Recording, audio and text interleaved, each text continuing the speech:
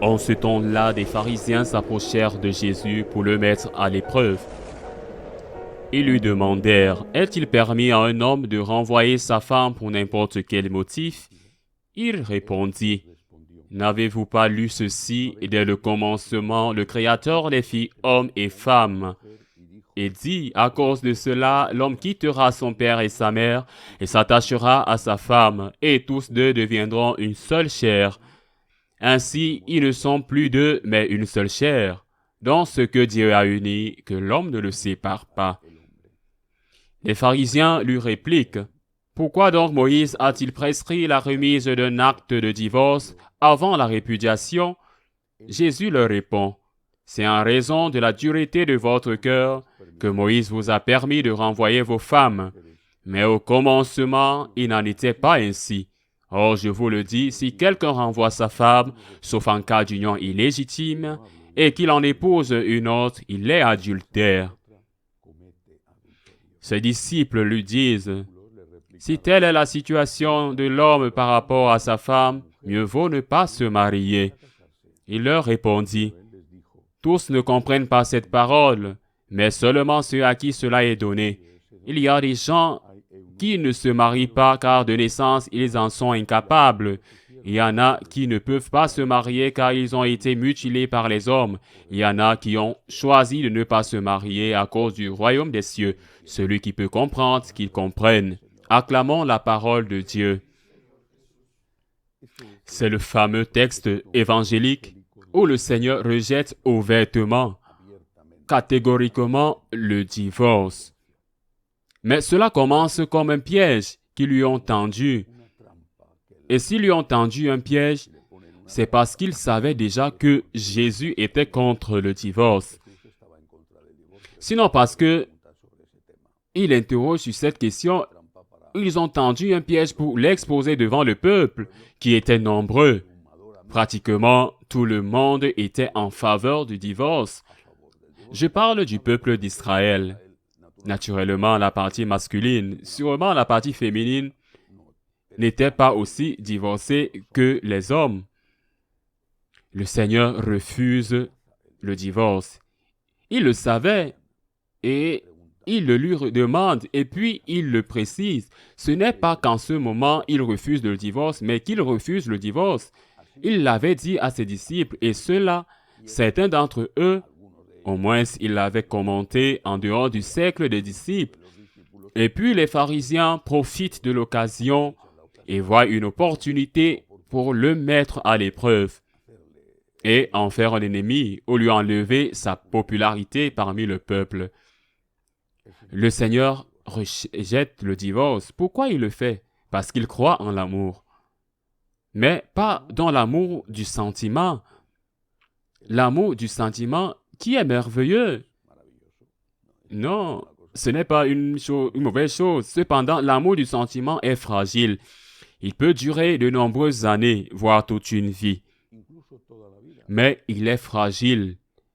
Et à bien plus d'occasions que la persévérance, ce qui se passe est fragilité et disparition. Comment se peut soutenir une famille? Comment entreprendre une démarche, un projet aussi important comme avoir des enfants, éduquer des enfants, aider ces enfants à faire leur premier pas dans la vie, s'il n'y a pas de fidélité, s'il n'y a pas de persévérance dans cette union? De même, comment les époux peuvent-ils se soutenir si quand le sentiment disparaît ou s'extompe, cette union est rompue pour être ensuite remplacée par un autre, puis par une autre, et puis qui sait par combien? L'amour, c'est ce que Jésus nous enseigne. C'est une très belle chose. Mais précisément pour cette raison, c'est quelque chose qui implique des sacrifices. Cela implique des efforts. On ne peut pas comprendre le véritable amour si on ne comprend pas qu'il faut passer des épreuves et que nous devons être prêts à embrasser la croix.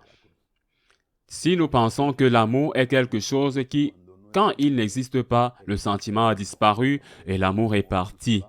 Ce n'est pas seulement le mariage et avec lui l'espèce humaine qui est en danger, mais c'est n'importe quoi dans la vie.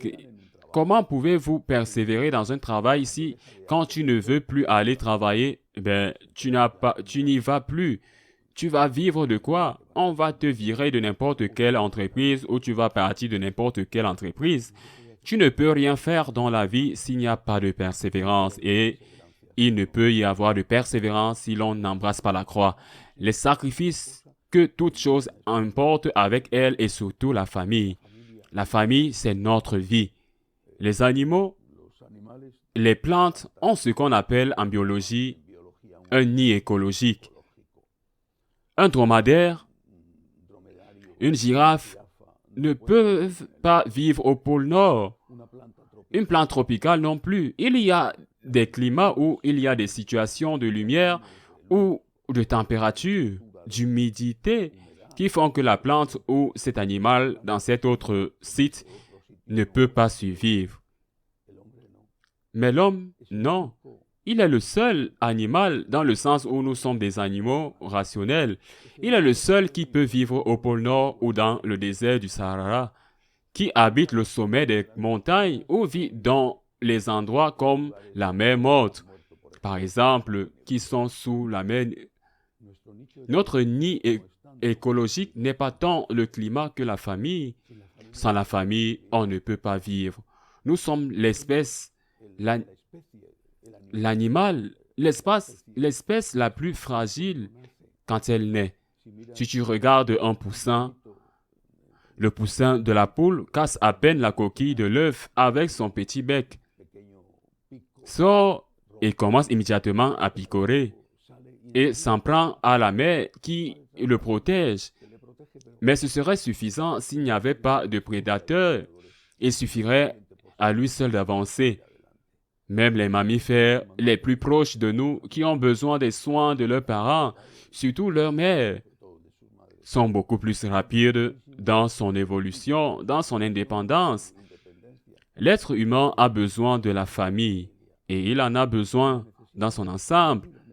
Il a besoin de la mère, bien sûr, mais aussi du père. Il a besoin d'un modèle maternel et d'un modèle paternel. Sinon, d'abord, nous mourrons parce que nous ne sommes pas capables de survivre par nous-mêmes. Et ensuite, dans le cas où nous n'aurions de la nourriture et des soins hygiéniques et sanitaires, nous aurions besoin d'un équilibre émotionnel que seule la famille nous donne.